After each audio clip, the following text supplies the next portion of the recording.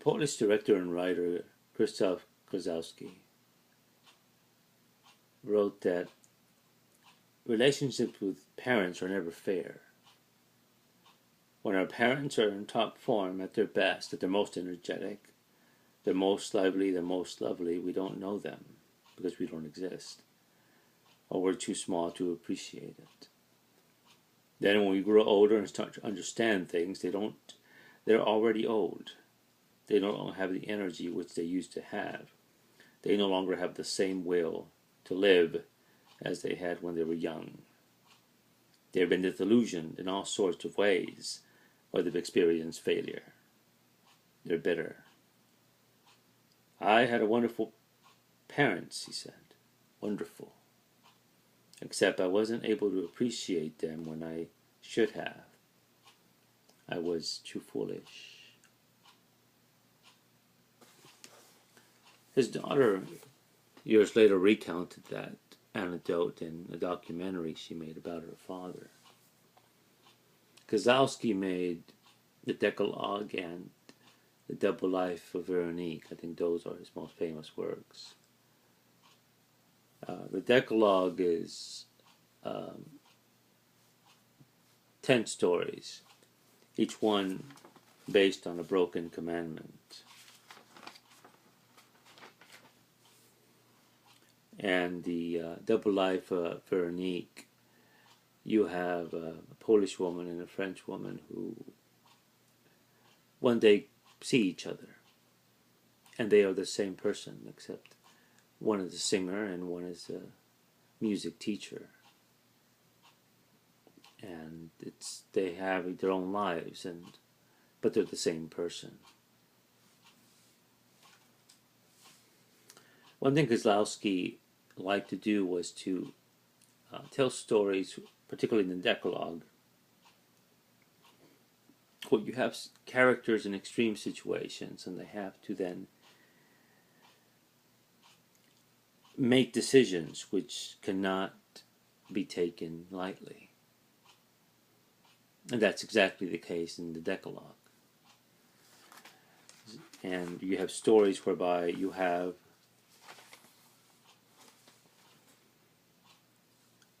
a university professor is confronted in her class by a woman who, when during the Second World War, her family had sought shelter in her home.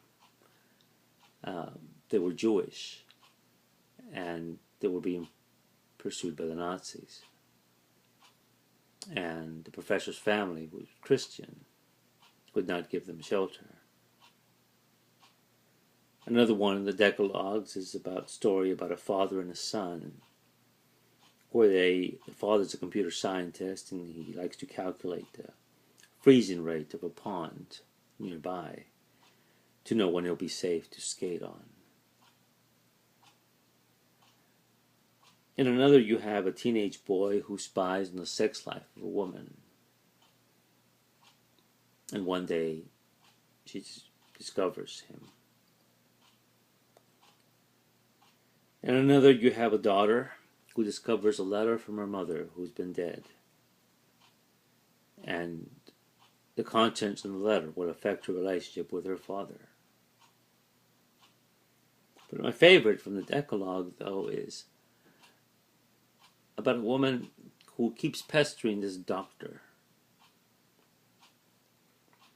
The doctor is treating her husband, who is very ill, and she needs to know if he will live or he will die.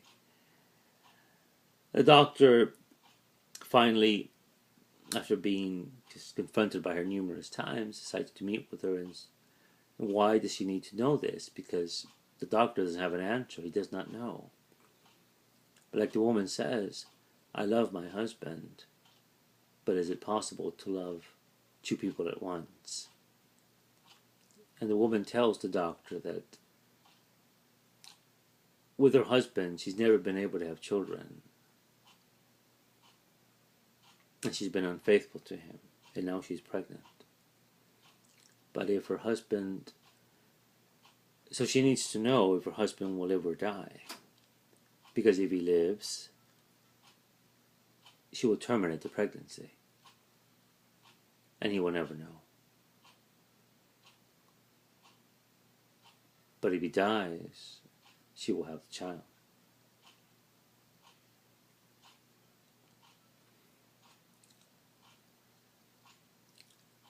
Those are the moments in the stories of Kieslowski, in his stories, and like the Decalogue and the Double Life of Veronique.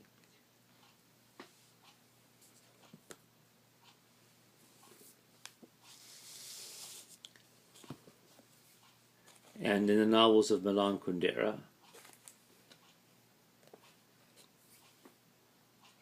you have the unbearable lightness of being, which begins with the premise of the eternal return, whereby the life we live is the one life we have, and it will continue into infinity.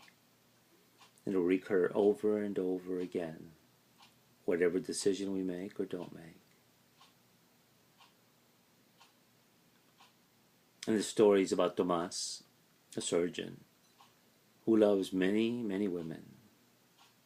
His life is weightless until he meets Teresa, with whom he falls in love with, and now he does not know what to do.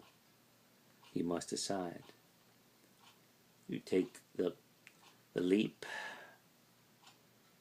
into this heaviness, which is passionate love, or not. And many of Kundera's novels, like the Book of Laughter and Forgetting, Immortality, Life is Elswhere, and of course the Unbearable Lightness, it's a theme in his work.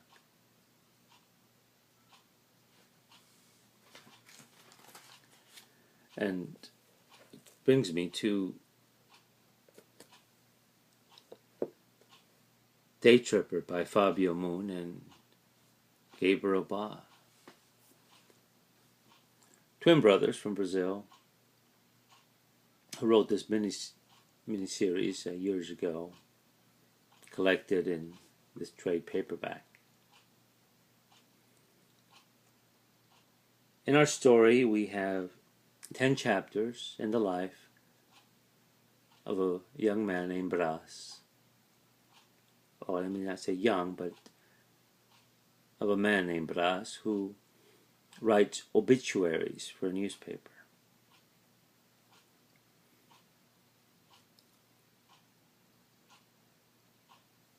In each of the chapters, we discover who this man is. His relationship with his father.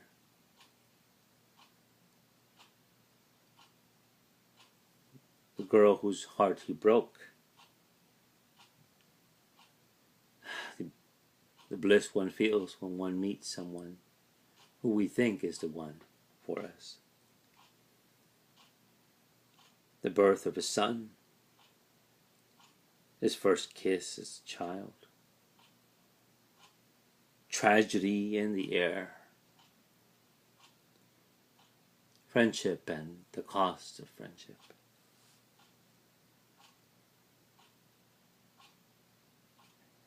Terminal illness, and then dreams where the past and the present, or as Eliot would say, time present and time past, are both present and time future.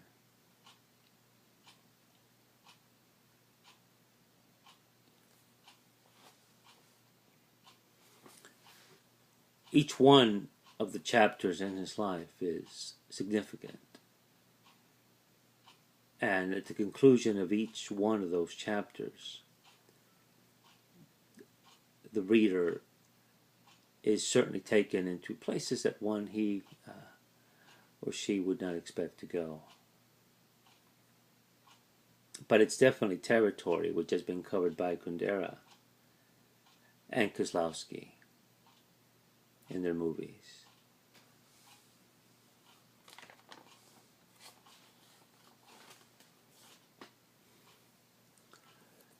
Kieslowski also wrote and directed a trilogy The three-color trilogy, blue, white, and red, each one is a color of the French flag. In blue, you have a woman whose husband and her son are killed in a car accident, and she must now live with that. In white, you have a man who the woman he loved has abandoned him. And in red, you have a young model who befriends a bitter old judge. And all these people then will meet on a ferry crossing the English Channel. And there's an accident. And they will all come together in the end.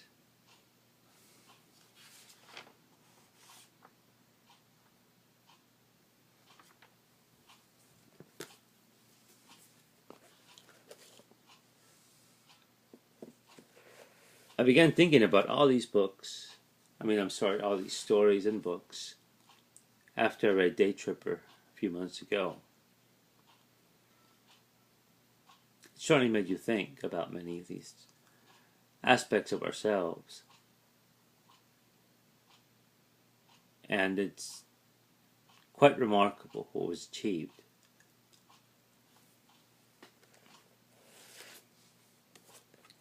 To give you an idea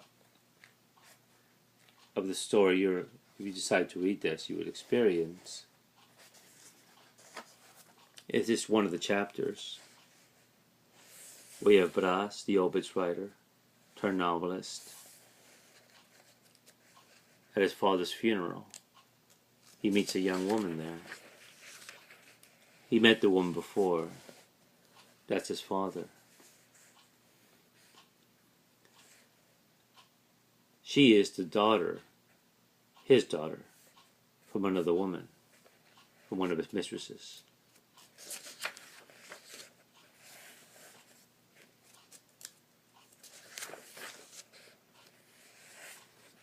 He's remembering all this when his first son is born at the hospital. But it's also the day that his father has died, and his mother is at the hospital to tell him.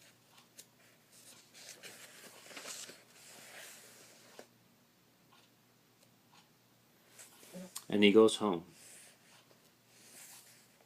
to his father's home, who was a world-famous novelist.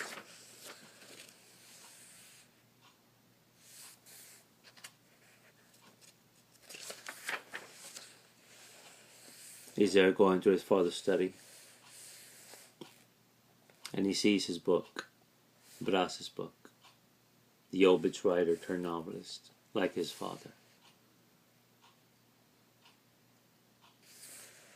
That is just one chapter of 10 in his life. Daytripper by Fabio and Gabriel.